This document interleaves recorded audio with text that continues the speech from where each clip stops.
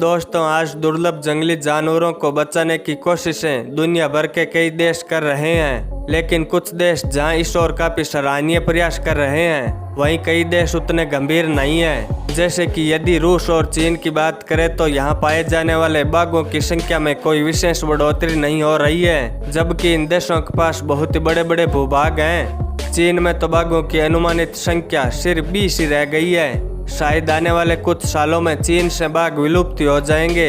हालांकि इस दिशा में हमारे देश भारत में बहुत ही सराहनीय प्रयास हो रहे हैं। भारत में न सिर्फ बाघ और शेरों की संख्या बढ़ी है, बल्कि भारत द्वारा चीतों को दोबारा बसाए जाने के प्रयास भी हो रहे हैं। लेकिन यह सब करना इतना आसान नहीं है। भारत लाए गए चीतों में से 3 की मौत हो गई है। हाल ही में दक्षा नामक एक मादा चीता पर 2 नरों ने हमला कर दिया था। हमले के कारण बेचारी इस मादा को गहरे घाव पड़े थे। इलाज की लाख कोशिशें की गई, परंतु दक्षा को बचाया नहीं जा सका।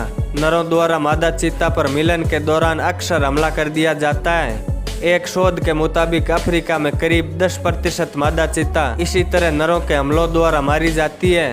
भारत में चीते सीमित संख्या में हैं। ऐसे में किसी एक चीते की मौत भी देश के लिए एक बड़ा नुकसान समझा जाएगा। वैसे भी ये अफ्रीकी चीते हैं, ना कि एशियाई चीते। दोस्तों, शायद आपको पता नहीं होगा कि सन 2018 में गुजरात में एक ही सप्ताह के अंदर 23 शेरों ने अपने प्राण गंवा दिए थे। उस घटना के पीछे की वजह जानकर आप हैरान रह जाएंगे। इसीलिए वीडियो को अंत तक जरूर देखना। मैं हूं आपका दोस्त नारायण और आप देख रहे हैं ट्रेवल द वर्ल्ड। अगर आपने अभी तक वीडियो को लाइक करके हमारे चैनल को सब्सक्राइब नहीं किया तो प्लीज़ सब्सक्राइब जरूर कर दें। अफ्रीकन चीतों और भारत से विलुप्त हो चुके एशियाई चीतों में थोड़ा सा सही मगर अंतर जरूर है। हालांकि इस ओर वर्षों तक शोध किए गए और ये पता लगाया गया कि अफ्रीकन चीते भारत में निवास कर सकते हैं, तभी इन चीतों को भारत में बसाने की कोशिशें हो रही है। सबसे अच्छी बात यह है कि अफ्रीका की तुलना में चीतों के लिए भारत में खतरे बहुत ही कम हैं। अफ्रीका के अधिकतर मैदानों में इंसानों द्वारा शिकार करना एक आम बात है, जबकि भारत में शिकार पर सख्त पाबंद है। अफ्रीका में शेरों द्वारा भी बड़ी संख्या में चीतों को मार दिया जाता है। अफ्रीका में लकड़बग्घे भी चीते के प्रमुख दुश्मन माने जाते हैं। लकड़बग्घे अक्सर चीतों का शिकार छीन लेते हैं, जिस वजह से बेचारे चीते को भूखा ही रहना पड़ता है। लेकिन भारतीय लकड़बग्घे अफ्रीकन लकड़बग्घों की तरह झुंड बनाकर नहीं रहते, जबकि ज्यादातर मौकों पर भारतीय लकड़बग्घे अकेले ही रहना पसंद करते हैं। यानी भारत में चीतों के लिए लकड़बग्घों को उतना बड़ा खतरा नहीं माना जा सकता। देखा जाए तो भारत लाए गए चीतों के लिए तेंदुआ ही एकमात्र खतरा है। यानी अफ्रीका में हर एक प्रकार के खतरों को सहकर अपना जीवन जी रहे चीतों के लिए भारत काफी सुविधाजनक स्थान माना जाता है। ऐसे में बीमारी या आपसी लड़ाई हमारे लिए सबसे बड़ी चुनौती होगी, और इन्हीं 2 कारणों के कारण भारत लाए गए चीतों में से 3 की मौत हो चुकी है। वैसे भारत लाए गए चीतों में से 3 की मौत पशु प्रेमियों के लिए बड़ी ही दुखदायी है, लेकिन समय समय पर इस तरह के संकटों का साया जानवरों पर मंडराता रहता है।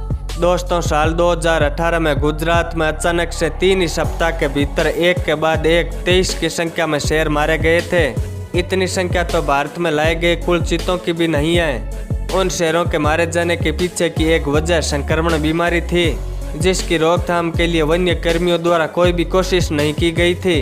बाद में अपनी किरकिरी होने से बचने के लिए वन्य कर्मियों द्वारा यह कहा गया कि शेरों के 2 झुंड के बीच आपस में लड़ाई हुई थी और उसी लड़ाई के कारण ये शेर मारे गए थे।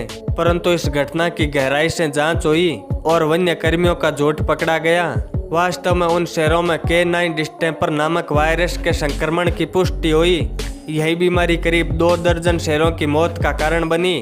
भारत में 600 के करीब शेर हैं, इसीलिए उन 23 शेरों की मौत को शायद कुछ लोग खास घटना न माने, परंतु जिस K9 डिस्टेंपर वायरस के कारण भारत में 23 शेर मारे गए थे, उसी वायरस के चलते वर्ष 1994 में अफ्रीका के सेरेंगेटी मैदानों में करीब 1000 शेर मारे गए थे।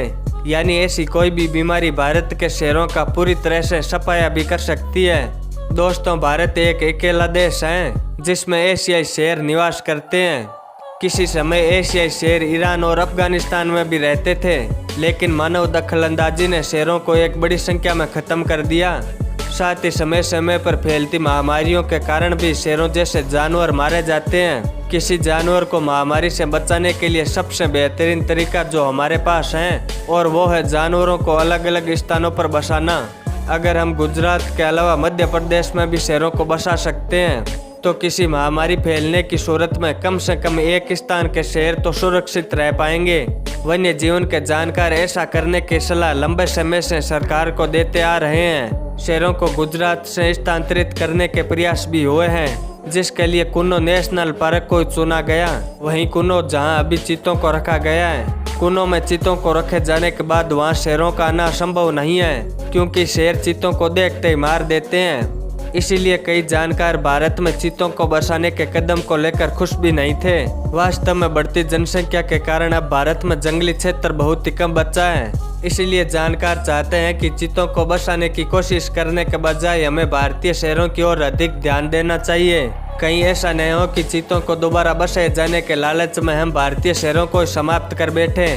गुजरात में शहरों पर किस तरह का दबाव है, इसका अंदाजा आप समय समय पर आती खबरों से लगा सकते हैं। यहाँ पर गांव गलियों में शेर घूमते रहते हैं। इन शेरों ने जिस तरह से इंसानों के साथ रहने के लिए खुद को बदला है, वो वाकई में बड़ी ही अनोखी बात है। गांवों में घूमते इन शेरों द्वारा इंसानों पर हमला करने की घटना बहुत ही दुर्लभ है। ये जानते हैं कि जीवित रहना है तो इंसानों के साथ मिलजुल कर ही रहना पड़ेगा। कुल मिलाकर देखा जाए तो बाघ ये एक ऐसी बड़ी बिल्ली है जिसे काफी हद तक भारत में सुरक्षित माना जा सकता है, क्योंकि बाघ भारत में किसी एक स्थान पर नहीं बल्कि उत्तर से लेकर दक्षिण तक फैले हुए हैं। देश भर में छोटे बड़े मिलाकर 50 से भी अधिक टाइगर रिजर्व हैं, जिसमें बाघों की संख्या तेजी से बढ़ रही है। कई इलाकों में तो यह संख्या स्थानीय लोगों की परेशानी का भी कारण बन चुकी है। बिहार के वाल्मीकि टाइगर रिजर्व में साल 2018 तक 20 के आसपास बाघ थे, लेकिन अब इनकी संख्या बढ़कर 50 से भी अधिक हो चुकी है। वन विभाग के अनुसार एक बाघ के लिए कम से कम 50 वर्ग किलोमीटर का जंगली क्षेत्र चाहिए। वाल्मीकि टाइगर रिजर्व में इन बाघों के लिए 2500 वर्ग किलोमीटर के इलाके की जरूरत है, जबकि ये टाइगर रिजर्व मात्र 900 वर्ग किलोमीटर का क्षेत्र है। ऐसे में बाघ जंगलों से बाहर निकलने के लिए मजबूर हो जाते हैं।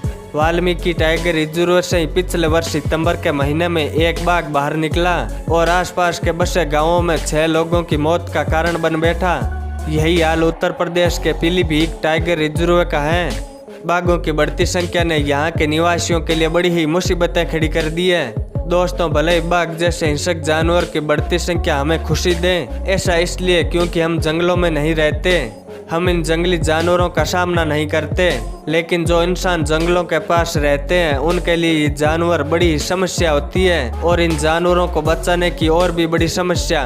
दोस्तों, आज के लिए बस इतना ही। मैं उम्मीद करूंगा यह वीडियो आपको काफ़ी ज़्यादा पसंद आया होगा।